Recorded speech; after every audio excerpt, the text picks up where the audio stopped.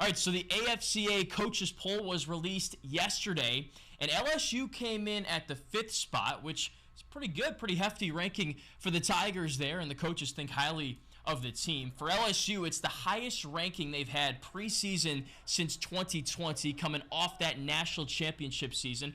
Funny enough, the Tigers were ranked number 5 that year. But here's something that's interesting that I want to dive into is the contrasting histories of LSU having this preseason hype. Before the 2020 season, the highest LSU was ranked was number 2, way back in 2007. And you guys know what happened in that season. LSU went on to win the national championship that year, and the only 2 losses they had were in triple overtime, both of them. So that was a great season. That's a season where LSU lived up to those expectations. But 2020, not so good. LSU, as I said, came into the season ranked number 5. They finished 5-5, albeit a season where your quarterback went down with injury, Miles Brennan, after a handful of games, and obviously that's going to, hurt your season when you lose your starting quarterback, because unless you got a really potent backup like LSU does kind of have this year, you're really going to struggle, and they did struggle that year. Ended the season well, but still 5-5, not what you'd expect from a team that's ranked number 5 coming into this season. That's a team that should be competing and almost make the college football playoffs. So we'll see if LSU goes down more of the 2007 path or the 2020 path this year. A lot of hype, though, and the coaches poll has LSU at number 5. So what the coaches poll also told us is that this schedule is more manageable than people may think. In the top 25, only 4 teams on LSU's schedule were in that coaches poll. Now, a couple months ago, you may think there'd be more, maybe 5, maybe 6 of the teams be in the top 25 for the coaches poll, but not the case. Only 4 this year, and those teams are FSU, who LSU will play in the season opener. They checked in at number 8. You've also got Georgia, who is in there at number 1, and Alabama, who is in there at number 3. Now, that's something I really want to dive into real quick here, is the fact that Bama is ahead of LSU and at number 3. For me, I think Alabama is ranked way too high. Now, if you're watching this when it's being filmed here in August, and you're going to come back and watch it in November, December, when the game happens over in Tuscaloosa between LSU and Alabama, and circle back to this clip, maybe it'll backfire for me. I don't seem to think so, though. When I think about Alabama, this offseason, all you've really thought about is the fact that they don't have a quarterback coming back. They got to replace Bryce Young.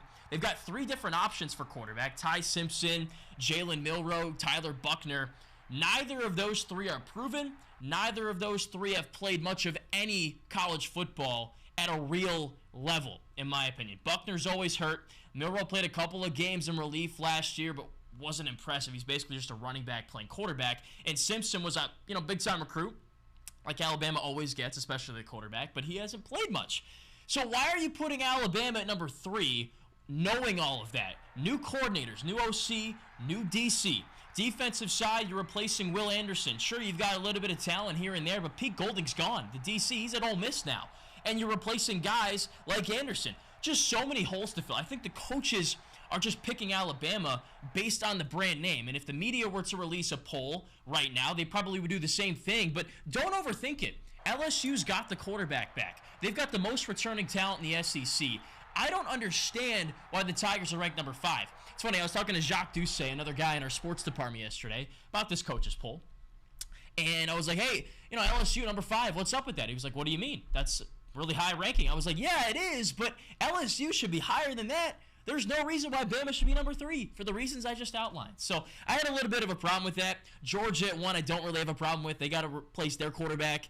Michigan's at 2, so if you want to just do the whole quarterback thing, you'd put Michigan above Georgia. But I mean, 2-time back-to-back defending national champions, you really can't doubt them whatsoever. A couple other things on the coaches poll. Tulane cracked the top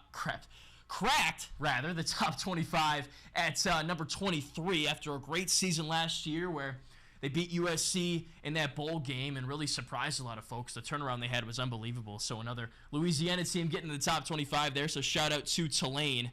And a couple of the other SEC teams that made the top 25 as well. Tennessee checked in at 10.